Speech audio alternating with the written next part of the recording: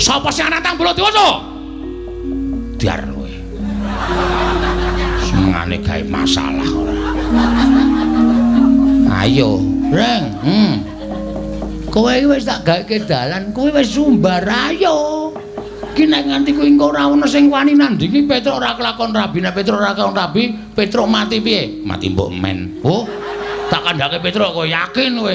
Gong ora tumbak cucukan. Aku karo Petruk ki sayang kok ya.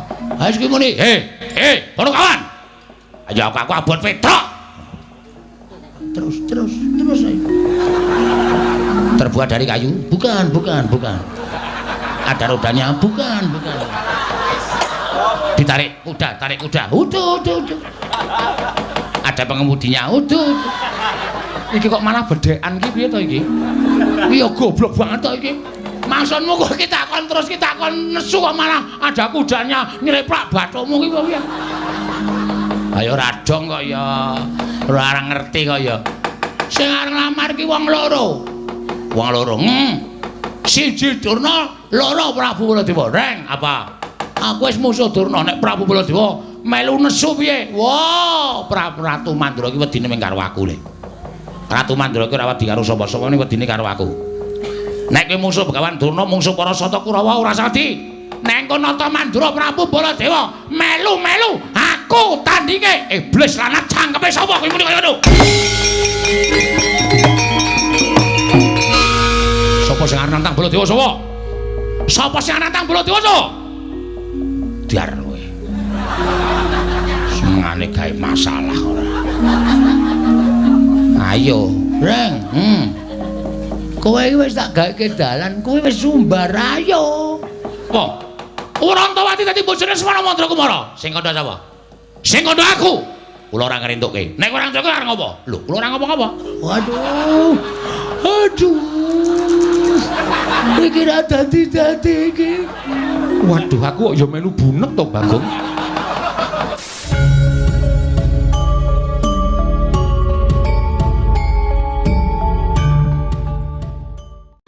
Aduh. Iki ra dadi iki. Waduh, aku kok ya melu bunek to, Bagong. Kon sampean mboten sak mikir. Iki tak pikire mawon. Kula sing metung perkara niki. Wani ngono metu njaba. Metu njaba. Lho, ngopo ning njaba? Aduh, piye kuwi? Piye? Ora dadi meneh to. Mengkono ya ora paham kok kuwi. Tak jak metu njaba ora gelem, nek metu jero nek ayo ta. Nek nganti ana apa-apa sapa sing tanggung jawab? Oh ya iye. Kowe ya klembak-klembike kok. Padake ora. Pokoke Wrantawati raup ora anu kok raup. Rabi karo Petruk. Karo Lesmana, karo Petruk, karo Lesmana. Nek kowe ngayal kok tak glandang metu. Ayo tandinge nolok gareng-gareng. Wah, latal.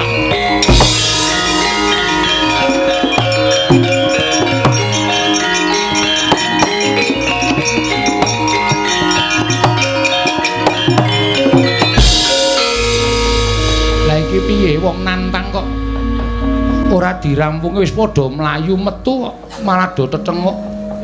Ya alon-alon metu kok dipeksa. Ya Reng, ayo. Aku ya alon-alon. Wis ben. Aku metu karemu ora karemu. Manut karo kahanan pokoke. Wis kono padha budalono ningke ngestaken dawuh.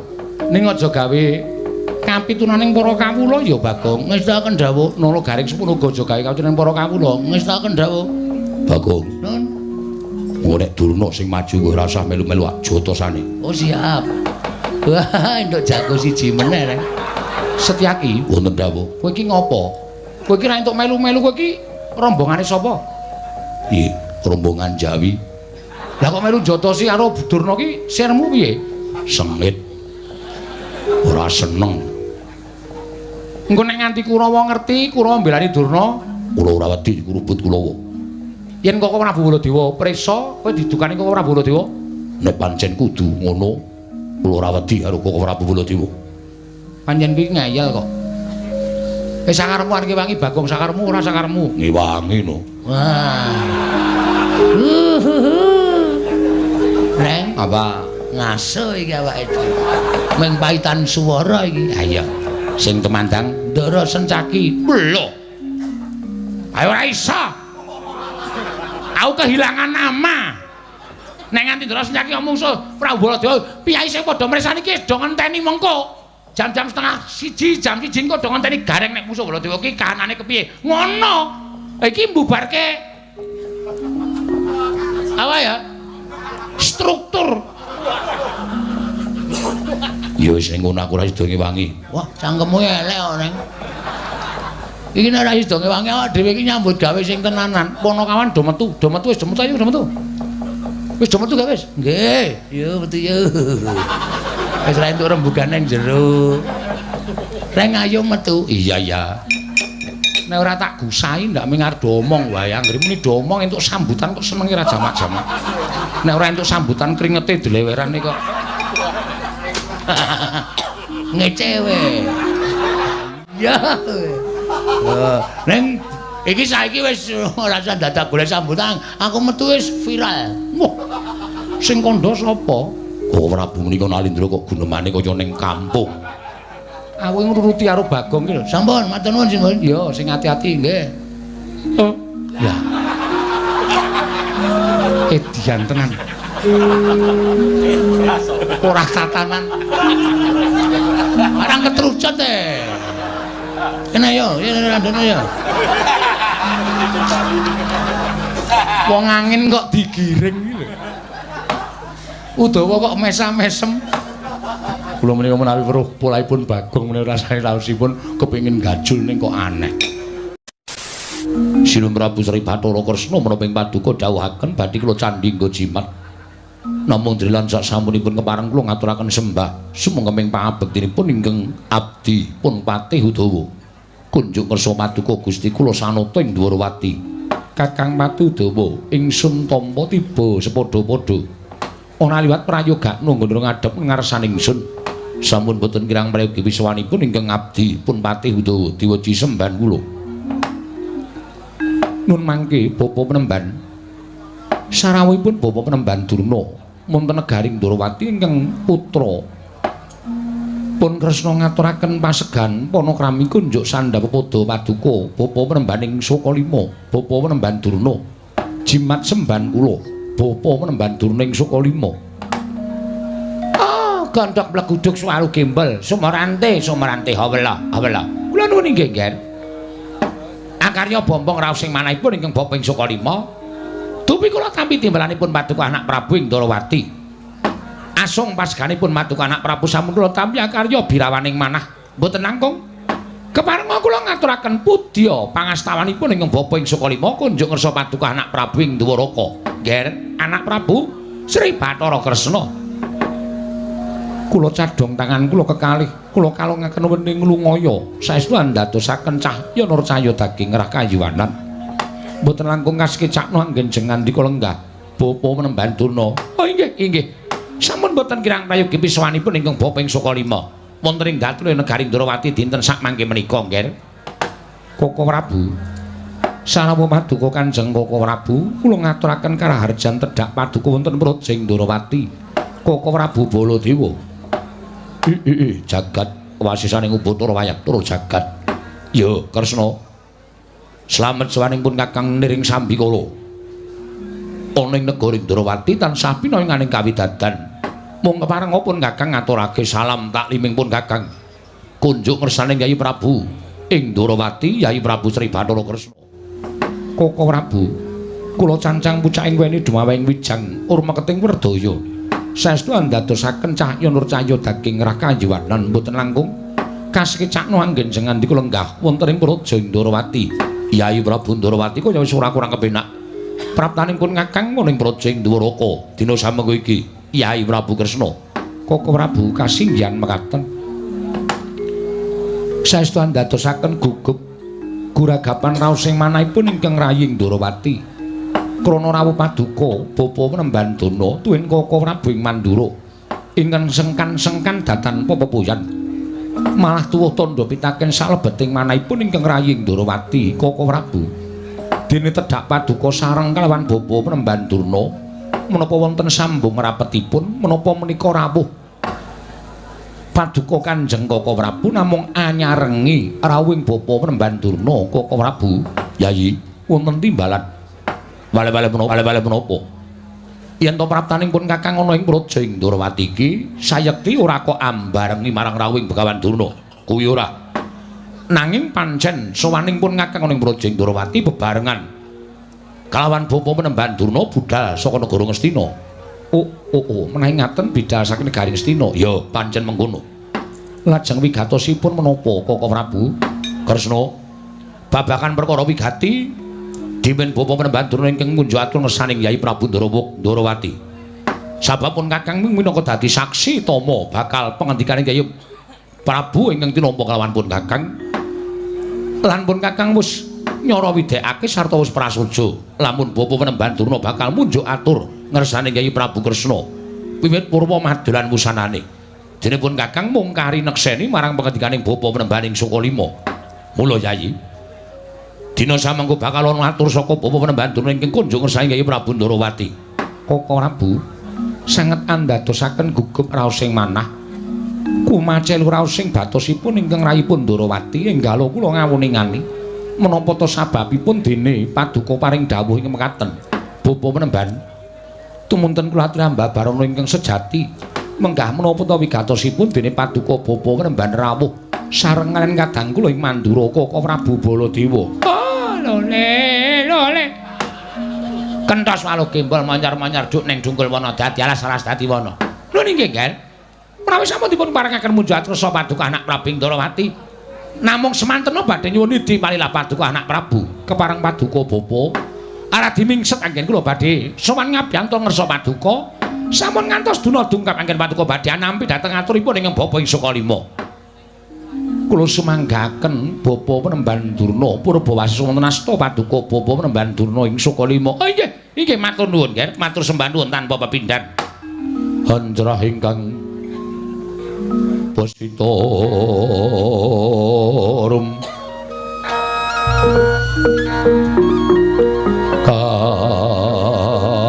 kasilring samirana mri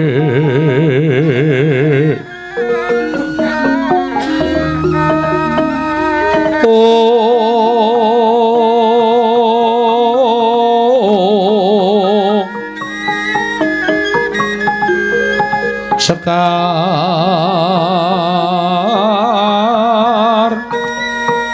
gaduh menika mekaten nggih Ger. Estrinipun sawanipun ing bapa ing Sukalima kekanthenan kelawan anak Prabu Baladewa menika boten saking pikajenganipun ing bapa piyambak namung dapur dipun utus dening anak Prabu Duryudana. Lho, dipun utus dening Nyai Prabu Ngastina. Inggih kasinggihan mekaten. Lan mugi andadosna ing kawuningan. Bilih sampun kondhang kabiyara jagat menika persasat keberbeken dhateng ngumandhangipun negari Ndrawati. Menika mboten sanes kejawi namung ujaring kathah sami nyebataken bilih negari Ndrawati menika wonten satunggiling sekar ing nedeng ambabar Ganda Arum. Saengga kathah para raja Narpati, para satriya, para brahmana lan para kawula medhaipun wong loro saudon telu sauripan ingkang kepengin sanget amethik sekar menika kala wau. Bapa Penemban ingkang dipun kersakaken menika kados pundi? Ingkang kula sebat sekar menika kala wau mboten sanes kejawi namung paduka menika anggadhahi putra putri wujudipun wanita utawi wanodya ingkang sampun dungkap dewasa. Nuwun sewu. Miturut mbake ngakathah sak menyebataken bilih Nalendra ing Ndrawati dinten sakmangke menika kagungan putra. Inggih menika ingkang wewangi Dewi Wrantawati. Kula nuwun pamunten. Kabar ing mekaten menika kala wau menapa kepara saestu menapa namung kandhek wonten ing pekabaran, Ger? Jagat wasisaning Bathara. Bapa Penemban, apan kepara saestu bilih kula kagungan atmaja ingkang namipun Wrantawati monggo nyatanipun leres pangandika paduka titik kelenggan sakmangke sampun ngancik dewasa kathah para raja Narpati sami kepengin ngayonaken atmaja kula winengku garwa. Nek ngaten cocok kalian menapa ing dipun aturaken wayah kula inggih menika Lesmana Mandra Kumara. Salat sampun wonten setunggal Candra menika, Lesmana menika gandrung-gandrung kapirang. Lesmana menika kayungyun tuwin kapandhuk beda ring katresnan. Sareng dipun dangu dening anak Prabu Duryudana, mboten wonten atur saking putu kula Lesmana Mandra Kumara kejawi piyambakipun menika kapilut turideng asmara.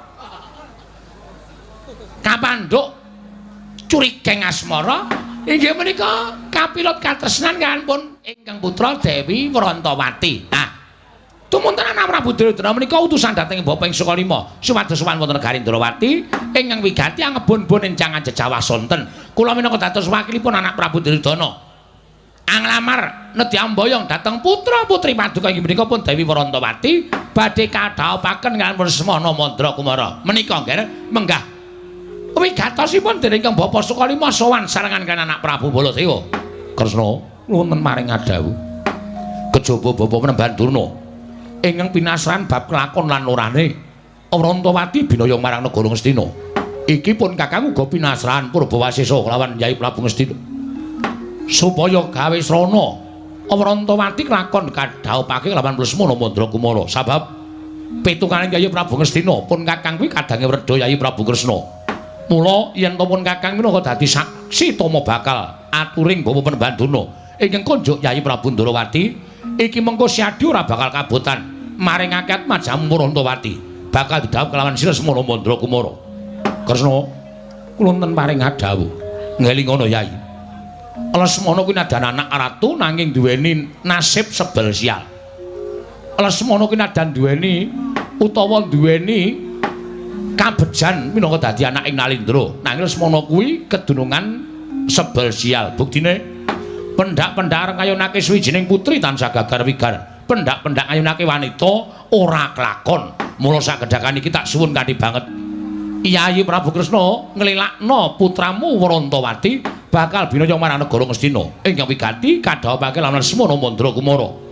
Yen to kateman kaya ngono iki mengko kelakon Yai, Siadi bakal nambak susah penggaling Yai Prabu Ngastina. Siadi bakal gawe tentrem lan ayem ing penggaling Yai Prabu Ngastina. Sabab solah bawan Lesmana ingkang nandhang gandrung mau sayekti ora kok nglingsem Yai Prabu Duryudana dhewe, nanging persasat kabeh para pinisepuh lan para punggawa nayaka Ngastina padha isin nyumurupi kahanan Lesmana Mandra Kumara. Ingkang persasat aduh kaya dene wis koncatan akal. Ingkang persasat kaya dene wis koncatan nalar. Solah bawane kaya wong edan. Solah bawane kaya wong bambung tulut ngulurung. Mula Kresna reksanen asmaning pun Kakang. Reksanen asmaning kadhamu Werda ing Mandura. Srana siadi maringake atmajamu Wrantawati bakal tak boyong marang negara Ngastina. Sabab yen iki nganti gagal pun Kakang ora kelakon boyong Wrantawati marang negara Ngastina. Apa ora teges pun Kakang kuwi memirang kelawan asmaning pun Kakang dhewe. Mongko pun Kakang wis saguh bakal ndhawuhake Lesmana Mandra Kumara antuk putramu Wrantawati. Ah monggo nggih Pratri menggalih. Mesakaken ingkang raka anak Prabu Baladewa lho nggih. Anak Prabu Baladewa sampun prasapa wonten ngarsanipun anak Prabu Duryudana bilih sarana priyambakipun panjenenganipun nderek rawuh wonten negari Ndrawati mriki. Sagedipun temtokaken Wrantawati tertentu badhe kaboyong dening ingkang Bapa ing Sukalima kelawan ingkang Raka ing Mandura. Mari paduka anak Prabu menika ngersakaken lintu-lintu menapa? Mas Picis Raja Brana, Peni Raja Peni, guru bakal, guru dadi. Menika badhe kula aturaken. Kula aturi paring dawuh, menapa paduka anak Prabu nyuwun lintu negari, monggo kula aturi paring dawuh. Negari pundi kedadipun bedah. Mangke para sata kula ing sagam bedah negari menika kapisusukan paduka anak Prabu Indrawati sarana lintu atmaja paduka inggih menika pun Dewi Wrantawati. Ah, monggo to nggih. Mesakaken dhateng Bapa ing Sukalima. Mesakaken dhateng Lesmana Mandra Kumara. Lesmana menika badhe pikantuk pergiwa kawon lan werkut anu sapa Gatotkaca. Lesmana menika badhe pikantuk pergiwati kawon kalian Pancawala. Lesmana menika nuwun sewu. Badhe nggayuh bakul angkringan ora krakon. Ah. Menapa mboten nami sebel sial semana menika? Mangga nyatanipun samangke menika sampun mboten kados dene lare ingkang akalipun genep. Pendak dinten turut melurung tetembangan kados dene tiyang ingkang sampun ical akal warasipun. Kula aturi paring dawuh monggo. Menawi kados paduka anak Prabu menika mboten maringaken Prantawati dhateng Lesmana Mandra Kumara menika mangke kula nyuwun sewu. Panjenengan menapa badhe mentala nyumurupi anak Prabu Duryudana ing Ngastina menika dari nandhang kesisan ingkang langkung lebet ger. Bapa Penemban. Kula wonten paring dawuh. Kula nuwun sewu. Tiyang sepuh mala kramakaken dhateng atmajanipun menika gegaranipun tumrap kula inggih menika katresnan. Mergi menapa? Tiyang nglampahi katresnan menika menawi keplok mboten tangan kalih menika mboten badhe sae kedadosanipun ngibaratipun tiyang keplok menika kedah asta kalih ingkang kakung nggadahi raos tresna ingkang putri nggadahi raos tresna menika tumrap kula menika mangke menawi dipun palakramaken badhe manggih kulawarga ingkang sae lan mboten badhe mandheg wonten ing margi Bapak Penemban. Leres-leres menika. Pancen keplok menika kedatangan kalih. Nek mboten tangan kalih umpama tangan siji nang sirahe kancane rak menika naminipun mboten keplok ning ngeplak. Inggih. Nanging nuwun sewu tumrap kula Lesmana lan Wrantawati menika sampun sami tresnanipun. Kula nuwun mapunten menapa anak kula Wrantawati nate sak pejagong lan Lesmana. Lah menika dereng.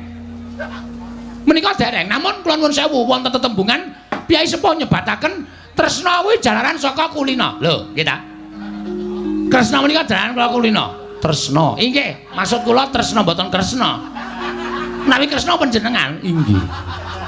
Tresna menika jalaran saka kulina. Inggih, Bapak Penemban. Dipun menapak-menapakno menawi pendak dinten Srawung menika nuwun sewu, saya suwe ketukulan rasa tresna. Menika yakin bola bokin. Inggih. Contonipun kula nggih. Kula menika lan ibunipun Satama menika wiwitanipun inggih boten tresna. Nanging nyatanipun saya dangu kula saya kerep saba gedhokan. Tumeli ketukulan rasa tresna. Nuwun sewu lho, menika antawisipun tiyang kalian satu kewan kemawon saged ketukulan rasa tresna. Menapa malih menawi tiyang kalian tiyang menika nuwun sewu kula wangeni 7 dinten kemawon. Menawi Srawung saben dinten pendak-pendak kepethuk, pendak-pendak sak pejagong, pendak-pendak omong-omongan. Toh menika saged njajaki dhateng batosipun piyambak-piyambak lajeng tumuli ketukulan raos rasa tresna. Menika mangke menawi Wrantawati kabaya wonten negaring Ngastina menika mboten kok lajeng dipun dhaupaken. Ning disrawungke dhisik karo Lesmana Mandra Kumara. Disrawungke supaya bendina ketemu, bendina iso omong-omongan, bendina iso sak pejagong. Menika mangke menawi dangu sangsane dangu tumuli ketukulan rasa tresna. Lah menawi sampun sami tresnanipun lajeng dipun dhaupaken mboten kok ujug-ujug diboyong terus didhauke lho. Menika mboten sae. Menika mboten sae. Inggih. Mekaten Bapak Penemban. Inggih. Mangke menawi sampun sami tresnanipun ingkang badhe ngijapaken inggih menika Ustaz Tugiono. Amargi kala wau sampun paring dawuh. Lesmana menika tasih Jaka. Wrantawati menika tasih Kenya. Tegesipun panjenenganipun tertentu sagah ngijapaken mergi menawi menapa ingkang sampun kagungan garwa lan ingkang sampun mengku dening priya menika mboten purun ngijapaken. Inggih, Bapak Penemban. Inggih, menika nggih. Monggo kula aturi paring dawuh. Mangke dipun papanaken wonten ing kasatriyan Saroja Binangun. Dados tunggal kaliyan Lesmana.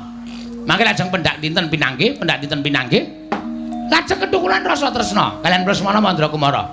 Kula ingkang badhe nggathukaken. Kula mangke saben dinten ugi badhe mapan wonten ing kasatriyan Saroja Binangun. Lupute tresna karo Lesmana, ya tresna karo aku. Bapak Dono kok kados mekaten pengendikaanipun. Wah, wong niki sambil menyelami minum air. Ning boten kenging mekaten. Menawi ngantos ngaten menika Bapak Dono damel sakit manahipun ing wayah Lesmana Mandra Kumara. Mboten kok, Ger. Menika namung timbangane ora omong. Inggih. Bapak Penemban ngaten. Monggo, Ger, kula aturi paring dawuh. Nuwun sewu. Sak menika ngaten kemawon Bapak Penemban. Nggih, kersanipun. Kula badhe nanting dhateng anak kula pun Wrantawati. Jalaran ingkang nglampahi menika anak kula pun Wrantawati. Leres. Mboten wonten alamipun kula kok nglamar Wrantawati kok sik Rabi Prabu Kresna menika mboten wonten. Inggih. Kula badhe nglamar utawi badhe nanting dhateng pun Wrantawati. Menawi Wrantawati menika purun kadhaupaken monggo kula aturi mboyong. Nanging menawi Wrantawati anak kula menika mboten purun dipun dhaupaken lan Lesmana, yen nyuwun pangapunten. Nuwun sewu paripaksa kula mboten saged nyaosaken anak kula pun Warantawati mergi kula kuwatos menawi anak kula menika mboten tentrem tuwin mboten bingah anglampahi mangun bali wisma kaliyan Lesmana menika sami ugi kemawon jejuwing dhateng raosipun tiyang sepuh lho Bapak Penemban.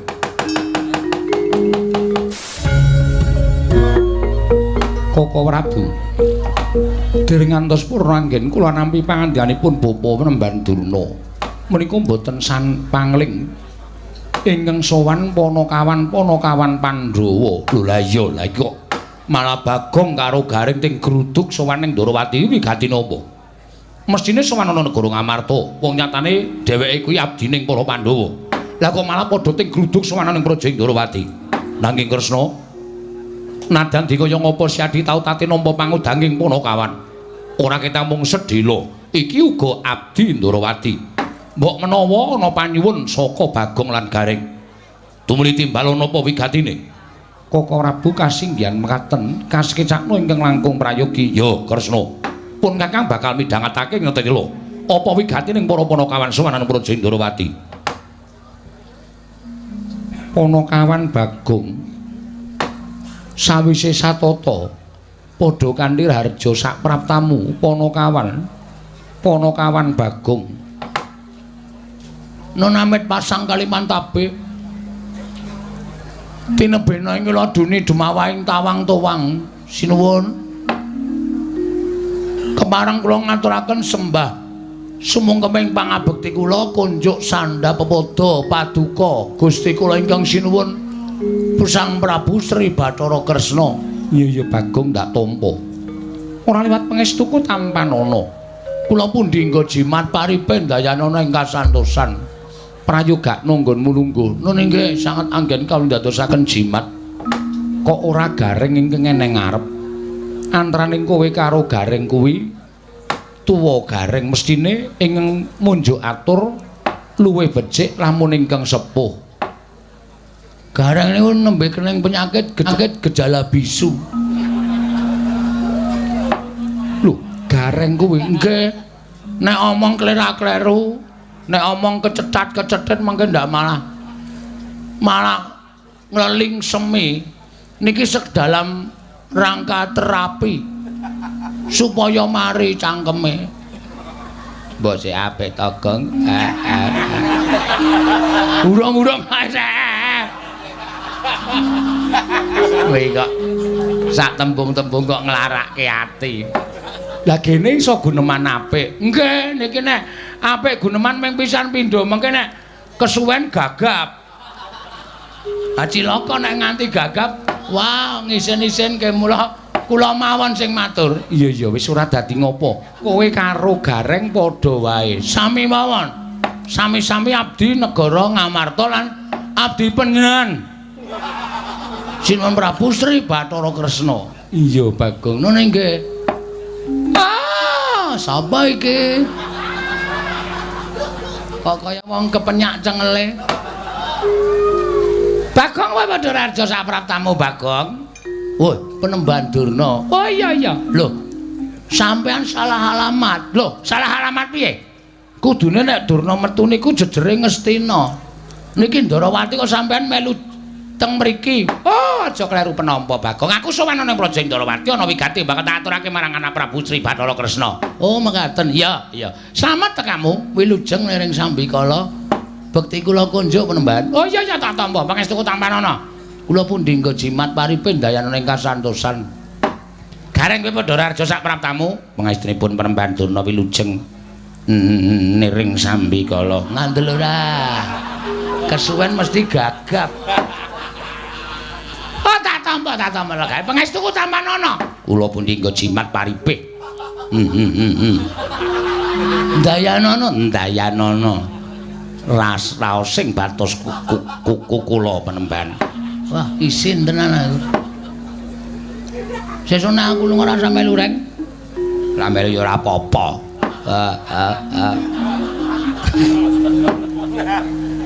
Bagong Padhararja sapraptamu. Pangestunipun sinuwun Prabu Mandura wilujeng bekti kula konja sinuwun. Ya, tak tampa. Pangestuku tampanana. Kula pundi nggo jimat paripin dayanana ing kasantosan. Garing Padhararja sapraptamu pangestunipun Sina Prabu Mandura wilujeng. Nering sambi kala kepareng kula ngaturaken semut cengelmu kuwi. Sembah pangabekti kula kunjuk. Ya tak tampa. Ya ditambake Garing. Nggih. Kuwi Panakawan wigati. Nek wanci gegojekan, mengko nek kowe kaya ngono kuwi omongane ndak ora cetha ditampa dening para pamirsa. Nggih ngestaken dawuh. Ampun kuatis mengki kula bakal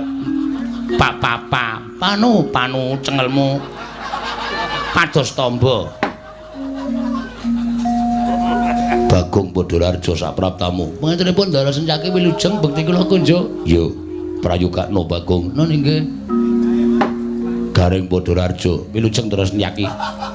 Sik, sareh sik, dileti rada ado. Bekti kula kunjuk. Nah, ngono. Aja langsungan ndak gagap. Ya garing prayogakna. Nun inggih sendika. Rada ado-ado ngono kok ndak gagap. Panakawan Bagong Padhararja sapraptamu. Pate Udawa wilujeng Ndara Pate. Bekti kula kunjung nggih Ndara Pate. Ya Bagong, pangestuku tampanana. Kula pundi nggo jiman paripen dayana ing kasantosan. Garing slamet tekamu. Pangestunipun Ndara Pate wilujeng. Suwi ora dolan ning Widara Kandhang. Wong ke wis sawetara wektu kula mboten dolan teng Widara Kandhang. Kaya kenal apa to? Kenapa dekelmu mlacar kowe? Ora ngece ta, Gang? Garing sing nrimo atine Bagong aja sok nglarani karo kakane. Pangestunipun mboten. Bagong dalem ana wigati apa sowan? Apa diutus dening bapakmu? Apa diutus dening Pandhawa? Apa pancen saka karepmu dhewe? Sampun dipun keparengaken matur sinuwun. Iya wis tak keparengake. Matur sembah nuwun. Nek wonten lepat atur kula Diagung Pangaksami kepareng ngaturaken lebah Siti Sekul. Kleruwe kok mempeng. Apa ora kaya biasane tebah kok lebah. Lebah ngentuh bathukmu ki apa? Ya ora nesu. Aku kan Kang wis ra sama. Ra sama. Sesuk tak setrikake cangkeme. Nangis meneh. Anggerane kok tebah Siti Sekul binung teling ron kelapa. Apuren ta mbok bilih wonten lepat kula nggih kula munjuk atur kersa paduka Sang Nata Prabu Sri Bathara Kresna. Jernyatanipun kula menika namung kawula alit. Jernyatanipun kula menika namung piantun ngandhap papanipun. Iya. Mila kiranging tata krami, kiranging unggah-ungguh kula nyuwun sumunturing Samudra Pangaksami. Wong dheweke iki ora petha matur kok unek-unekke kakangne. Sapa sing ngrenengi? Lho. Baladewa dunekke sapa ngrenengi? Iya Bagong ora dadi ngopo. Mara gage matura, apa saka karepmu dhewe? Mboten. Apa diutus para Pandhawa? Mboten. Apa diutus bapakmu? Mboten. Lah terus diutus sapa? Mboten. Diutus sapa? Ngapunten kula niku ngantuk e. Lho. Ora kena ngantuk. Diampet Bagong. Mekaten inggih. Mboten diutus bapak, mboten diutus para Pandhawa, mboten diutus Ndara Janaka, mboten diutus sapa meneh ya? Para Pandhawa. Nanging sowan kula menika diutus dening Kang Mas kula. Lho. Kang Masku sapa? Kang Mas kula inggih menika Kakak Petruk. Kakak Petruk iki sapa? Petruk kantong bolong. Mung ditambahi kakake kok bingung. Petruk kantong bolong. Sinuwun ngaturaken duta penglawung sinuwun. Lho, duta kongkonan penglawung Rajapati. Sapa tekaning pati? Weh, mboten, Ding. Basa sastra angel tenan. Ngaturaken gedrawasan. Bilih sampun wonten tigang candra menika, Petruk menika sakit sinuwun. Kosike. Urung-urung iki dramane kosike aja kesusu. Petruk menika sakit. Lho. Petruk lara, mekaten sinuwun. Lho, larane apa? Kula piyambak mboten mangertos. Koko Prabu. Nggih. Petruk sakit. Lho, Petruk lara, Kakang. Nggih, sinuwun. Lara apa? Lah kok dadi kowe adine, gareng kakane ora mresake karo Petruk iki piye? Goleke tombo, kowe dulurmu. Kok malah do meneng kowe iki? Wah, wis. Iki ngopo ya? Wong lagi dilapori kok wis nesu lho. Lho, aku ki ora nesu. Ning aku ki tresno karo Petruk. Petruk ki ora ketang sithik tau tate ngundang Baladewa. Ning nganti Petruk lara, kowe ora wadul karo sapa-sapa, ora matur karo sapa-sapa. Kudune kowe matur karo para Pandhawa. Ora kok matur ning Dwarawati. Sik to, niki mboten perkara kula niku njaluk sumbangan nggo nambahke Petruk mboten. Ning niki niku wonten perkara sing ajeng kula aturke sinuwun Prabu Sri Bathara Kresna. Sampeyan kendel sik. Meneng sik iso ora? Hah? Urung-urung guys gawe tratapan. Kene iki wis suwan wis diati-ati. Kene mung omong Petruk lara kok wajane diaposine dirabane koyo. Sabar, sabar. Hah? Wong urip nang alam donya iki kudu sabar. Sabar ki ana watese. Ning tetep kudu sabar. Hah? Alon-alon kula tak matur. Yo, tak rungokke. Nggih. Petruk lara apa, Bagong? Kula mboten ngertos. Dokter niku mboten menemukan penyakitnya. Lho. Dokter ora nemokke penyakite. Mboten. Jaman semanten pun nonton dokter nggih. Wis ana. Ora apa-apa nggih. Kula gawa teng Pak Mantri niku, Pak Mantri malah meng nyedaki bakul kuwaci. Jan wis ora tata. Awong di teri wong lara kok blas ora dipriksa. Malah dhek ngombe obat sedina ping 3 jan wis.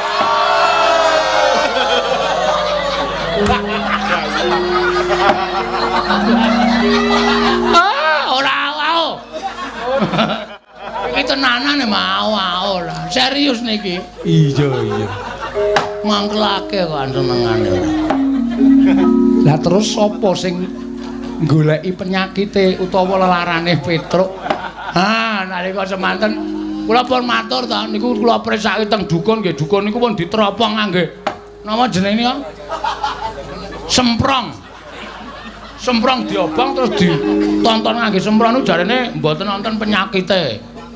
Kula Petruk niku biasane nek kumat-kumatan niku nganu vertikal. Apa penyakit sing sirahe mubeng? Oh, vertigo kok vertikal. Vertigo. Niku mboten Petruk ya waras. Di tes air kencinge niku ya ora ana penyakit napa-napa. Terus diperiksa diadiane niku nggih ambegane normal, jantunge nggih sehat. Apa jenenge? Paru-paru nggih apik. Monggo Petruk rokoke ra bantre ra jamak-jamak tok. Kula kan ngerem ngene kampas entek. Pancen kula ngajar Petruk niku. Trombole ngrokok iki direm kampas entek gong wis ben blong ya men ngono. Ah, paru-parune ya apik. Terus pengeluaran ya apik. Pokoke kabeh normal. Ah terus kula niku bingung lha kowe jane lara apa ta, Tru? Lara kok mangane biasane sedina ping 3 kok sakniki ping 5. Lho, mangane malah akeh. Mangane malah akeh. Awake saya lemu nika. Kok lara? Ning pancen awake panas. Nek kula demek ngangge telapak tangan niku kira-kira ya 58 derajat. Kuwi panas banget lho, Bang. Enggak. Wong kula bathuke kula nggih goreng tempe barang.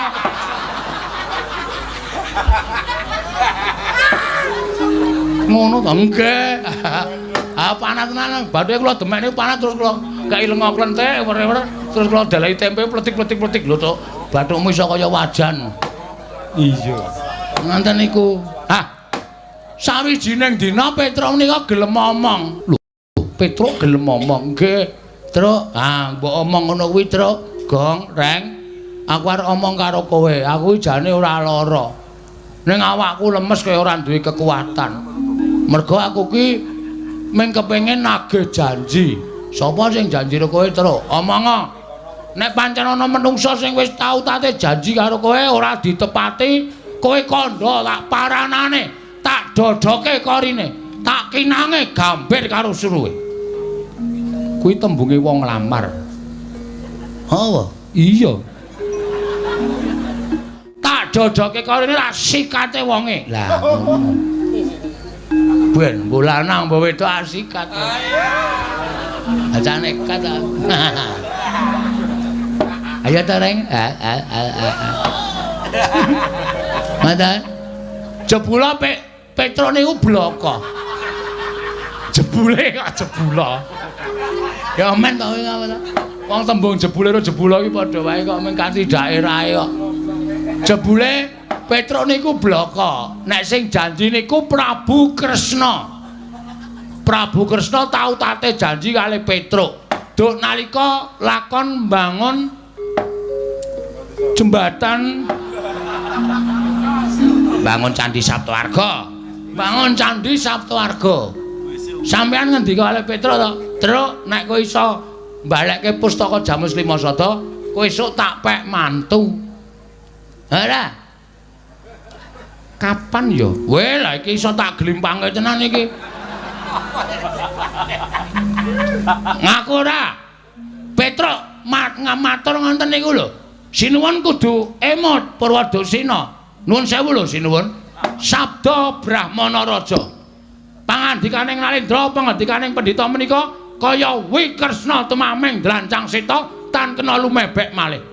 Nek sampeyan dadi ratu mencla-mencle esuk tempe sore dele padha wae. Ngoten? Sampeyan bakal ora dipercaya dening para kawula. Sampeyan ora bakal dipercaya dening para nayaka. Sampeyan dadi ratu cecel kanalendrane. Ayo. Aku ora. Kosek Bagong tak iling-ilinge. Waduh, suwi iki. Wis yamene. Dar limbukan jam pira iki kok. Dadak mikir bareng. Kosek-kosek. Apa jaman nalika ana lakon Prabu Bumi Loka kae. Nah, jaman ana lakon Prabu Bumi Atlas. Bumi Loka karo Dewi Mustaka. Sapa Neng? Ah ora ngerti kok. Sapa? Mau nek ora ngerti ora usah melu. Wis mripate kera bodho. Kira ya men. Aku arep mulih aku. Mulya kan ora ana sing ngewangi kowe. Petro ora ana, kowe biasane Tru. Aku arep mulih ta Tru.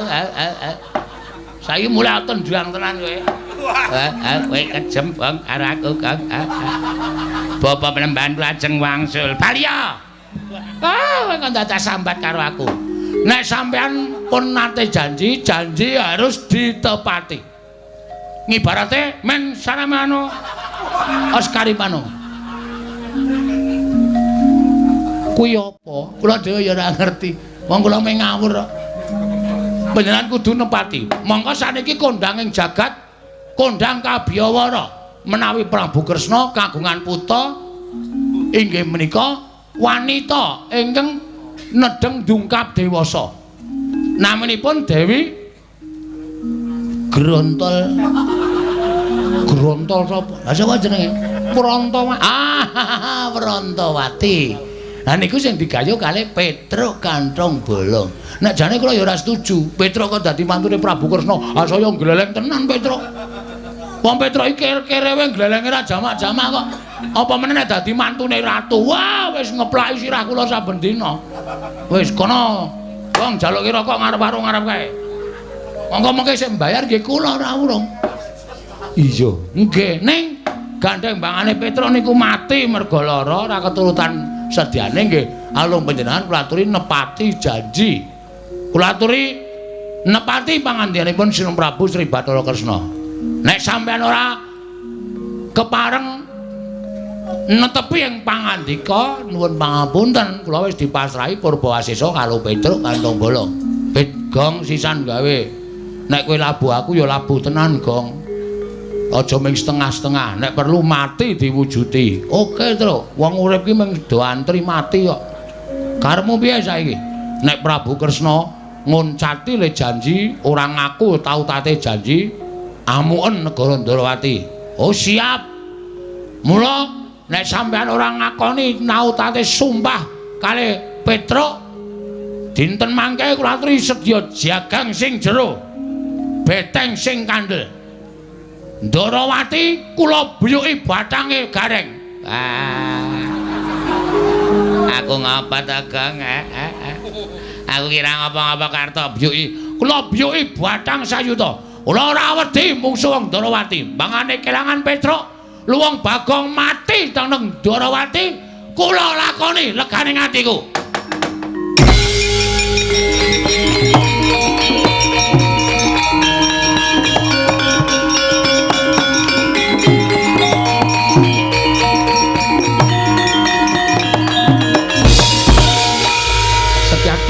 Timbalan. Kowe arep ngopo? Kula sajaipun kok panas krungu suarane Bagong. Dadi kepeti. Santai wae, ora usah dadak kemrungsung. Kowe mau guneman piye? Guneman nek Rantawati ora diwenehke Petruk, tak aturi jaga jagang sing jero, beteng sing kandel. Tegese kowe nantang karo wong Ndarawati. Ora, aku mareng ngejak sekak wong Ndarawati. Jagang sing jero, beteng sing kandel, piyone ana, mentrine ana. Kan kuwi main sekak. Kapok ora kowe. Kowe kok senengane percaya banget karo Bagong. Wong Bagong ki nek omong ora iso dipercaya kok. Terus sampean kok malang kerik napa? Niatku arep nglabrak karo kowe. Lho, sampean nantang kali kula to? Lho, malah getak karo aku. Lah kula niki wong ora golek masalah kok mang tantang ki sermu piye? Semangkean kowe. Dumes Senopati. Apa dianggep Bagong wedi karo kowe? Wani karo aku. Sing kandha wani sapa? Sabar sareh, lenggah sing prayogi. Mriki, lenggah mriki. Ngapurancang ning ngarepe ratu kok malang kerik sak penake dhewe. Kagungan rokok mboten? Ora. Oh, tak caosi. Niki ngimbing rokok dum-duman. Kapok ora kowe sencaki kalah karo Bagong. Niki niku sing nesu dudu sampeyan kudune. Nek sing nesu sampeyan nek beda lakone. Sing nesu sapa? Ha sampeyan niku ora tau maca naskah. Niki sing nemu nesu dudu sampeyan. Sing nesu mengke ana wong sing nesu. Bagong. Nun. Yen aku arep maringake kelawan kowe, iki ana sing nglamar Rantawati. Nah iki masalahe nang kene iki lagi terurai semuanya. Sinten sing nglamar Rantawati? Durna, Bagong. Ajeng diwenehke arep diwenehke Lesmana Mandrakumara. Lesmana iki wong kentir. Lesmana iki wong peka karo dirabekke iki sing do nglamar ki do nganggo utek apa ora? Iki lagi asli.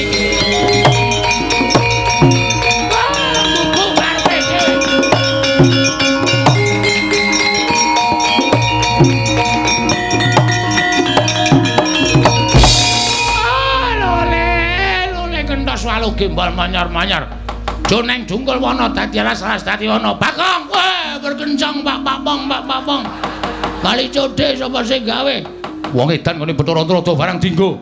Kene nganggo istilah aku nek ora nganggo istilah ya rugi ya. Ngopo Begawan Durna? Kowe muni piye? Kresna aduh sorry sinuwun. Lesmana wong kentir. Lesmana wong edan. Lho, kowe kok iso ngarani Lesmana kentir ki sababe apa? Heeh, ora. Aku wis apal karo Lesmana iki wis suwe.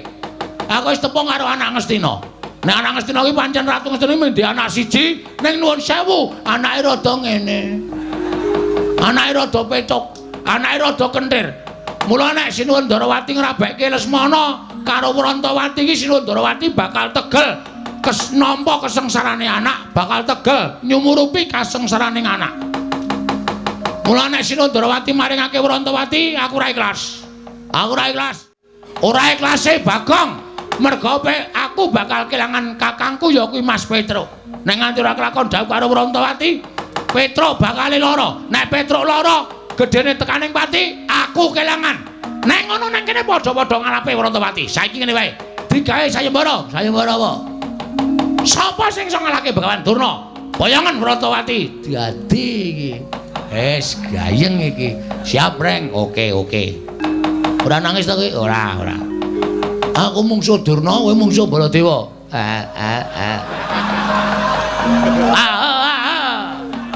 Grisani wong wareg. Anggere weruh terus ngrus wetengku ora. Ngono wae, Reng. Siap. Ora usah nangis. Niki sayembara sampean.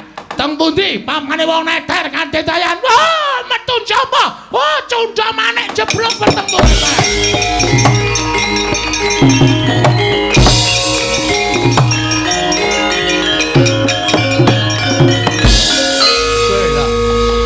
Iki kok ora nesu iki. Kepiye aku Durna wis dadi, Reng? Ayo, Reng. Digawe muntap, Reng. Carane, Rene, tak jak dialog. Oh iya. Iki sing arep nglamar Prantawati iki wong loro, sapa wae? Durna karo Prabu Baladewa. Lho, Durna karo Prabu Baladewa. Durna wis tak tantang. Monggo Durna gawe sayembara. Upama, Reng, upama piye? Upama Prabu Baladewa ki ngewangi Lesmana piye? Lho, ayo aku abot Petruk. Terus ayo. Terbuat dari kayu? Bukan. Ada rodanya? Bukan. Ditarik kuda. Udah. Ada pengemudinya? Udah. Iki kok malah bedekan iki piye to iki? Iya goblok banget to iki. Maksudmu kok kita kon nesu kok malah ada kudanya nyleprak bathumu iki piye? Ayo radong kok ya. Ora ngerti kok ya. Sing arep nglamar ki wong loro. Siji Durna, loro Prabu Baladewa. Reng, apa? Aku wis musuh Durna nek Prabu Baladewa melu nesu piye? Wah, Ratu Mandura ki wedine mung karo aku le. Ratu Mandura ki ora wedi karo sapa-sapa ni wedine karo aku. Nek kowe musuh Begawan Durna, musuh para Sata Kurawa ora sadi. Nek kono Nata Mandura Prabu Baladewa melu aku tandinge iblis lanang cangkepe sapa kowe muni kaya ngono.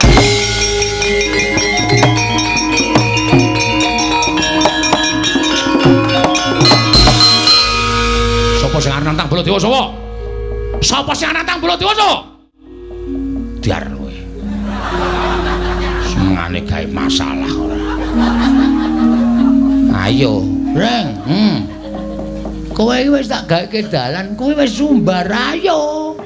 Ki nek nganti kowe engko ora ono sing wani nandingi Petruk ora kelakon rabi, nek Petruk ora kelakon rabi, Petruk mati piye? Mati mbok men. Oh, tak kandhake Petruk kowe yakin kowe? Gong ora tumbak cucukan. Aku karo Petruk ki sayang kok ya.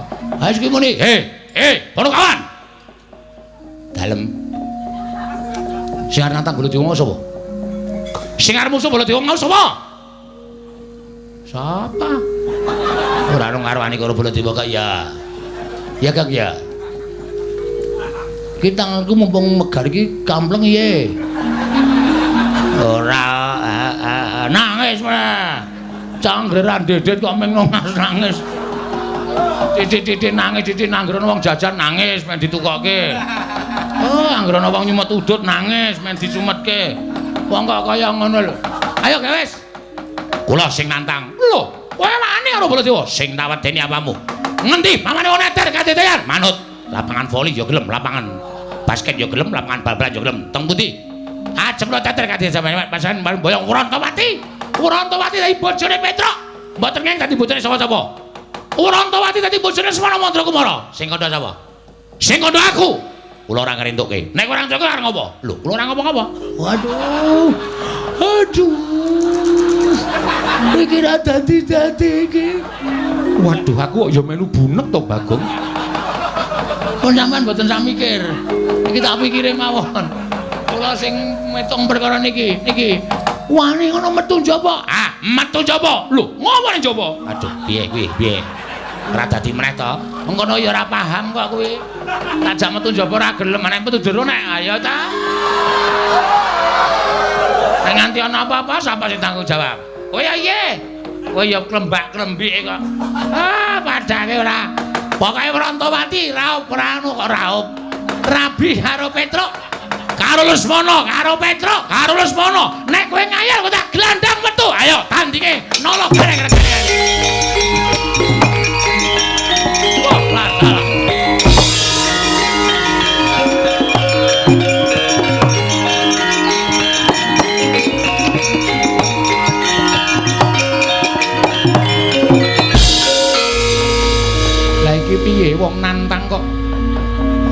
dirampungi wis padha mlayu metu malah do tetenguk. Ya alon metu kok dipaksa. Ya Reng, ayo. Aku ya alon-alon. Wis ben. Aku metu karemu ora karemu.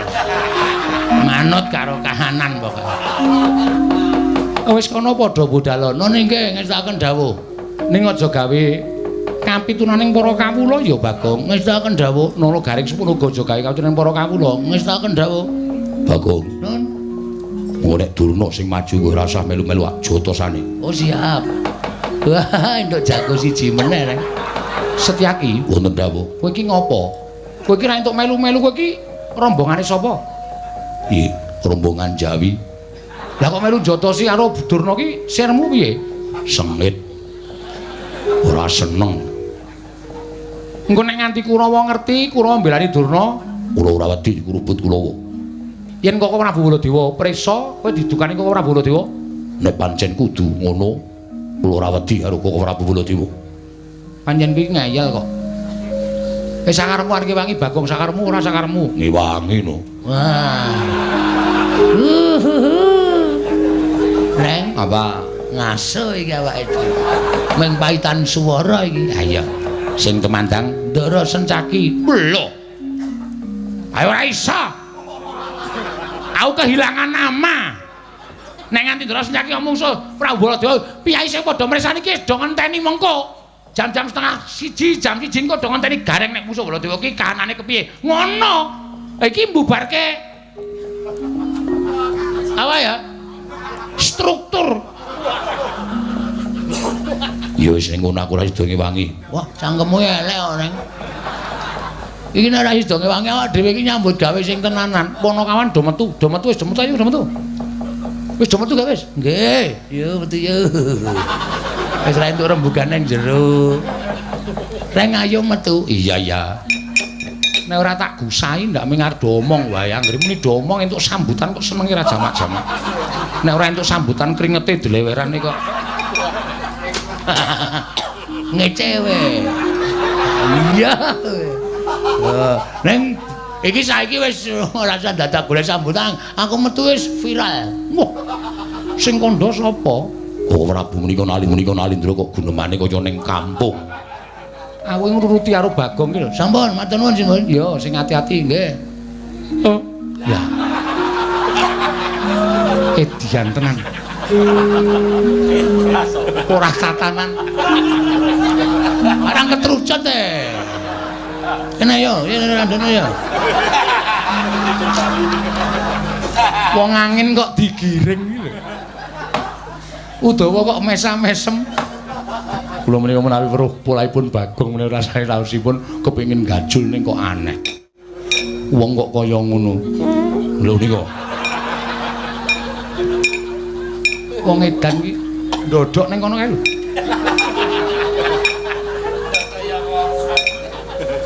Setyaki wonten timbalan. Budana kang padha seba ingsun kondur ngedaton nggih ngestaken dawuh. Sayetine ingsun lagi bingung perkawis. Udawa tulung kae tendangan kon lunga kae.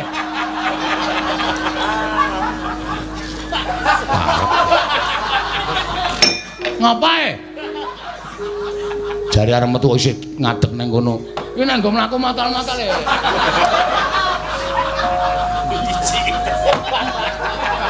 Budana kang padha seba nggih ngestaken dawuh. Wonten ana paduka kala wau paring dawuh. Bilih paduka sajaipun nendheng Sunggawa. Pusaka Ndarawati oncat. Pusaka Ndarawati oncat. Iya. Senjata cakra ilang saka pagedokaning pusaka.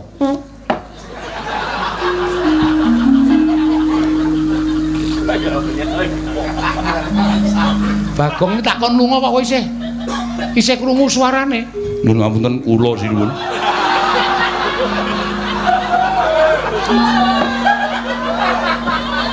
Udawa. Inggih. Nyuwun pangapunten. Budana kang padha seba ingsun kondur kedaton nunistaken dawuh. Nyuwun pamit madal pasilan. Sing ati-ati aja kaya bocah cilik. Purna gati ning panangkilan Sang Notarsa kondur kedaton.